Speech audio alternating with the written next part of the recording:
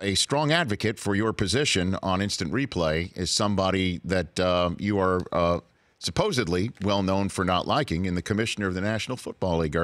Is this some sort of kumbaya moment here with you and Roger Goodell? Listen, he was outstanding, and I don't not like Roger. I like Roger, and in being on this committee, you really it allows you because you meet so long with 7 other members, and then outside the 8 committee members, there's another 12, 15 people that are in those rooms doing a lot of hard work, a lot of legwork, including the commissioner, and you really get to know the person a lot better than from afar, just as a head coach. So, for me, it's an honor to be on that committee, and I do feel that and take that responsibility,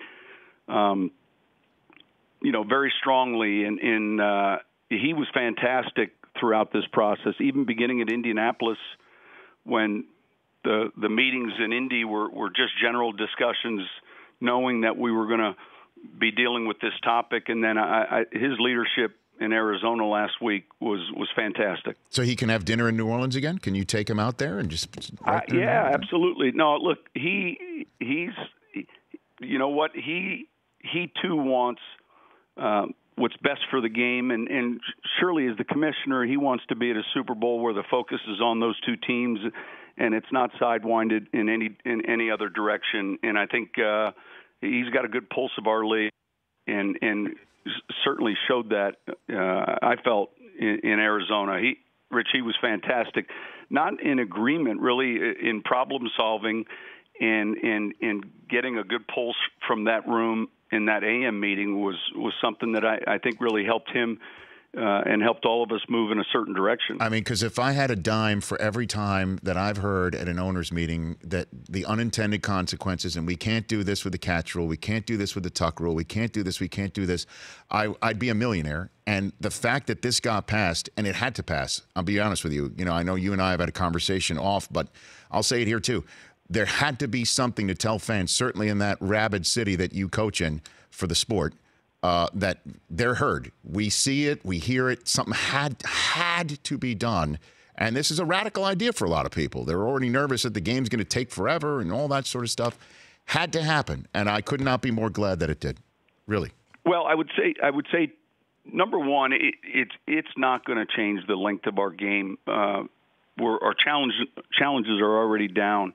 And I think to that point, we are, as coaches, going to be a little bit more guarded with a challenge flag that we might normally throw, because we've got this additional call that can be far more damaging in a game if not made correctly.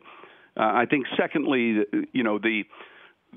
sometimes the fear of change, or hey, we might be going down this path.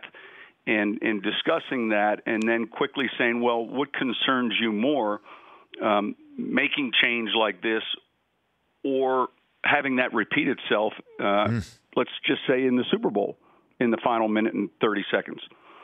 And then I think very quickly you can look at it and say, hey, we can do this, and we can do it effectively. And I don't think for a second it's going to impact the length of the game or the flow of the game at all.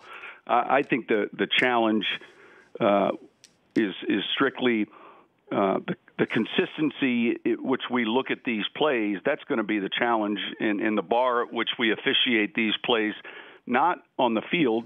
Our officials are doing that in real time, but the bar in which we look at these in New York when they come to New York. The Rich Eisen Show, weekdays at noon Eastern on Audience.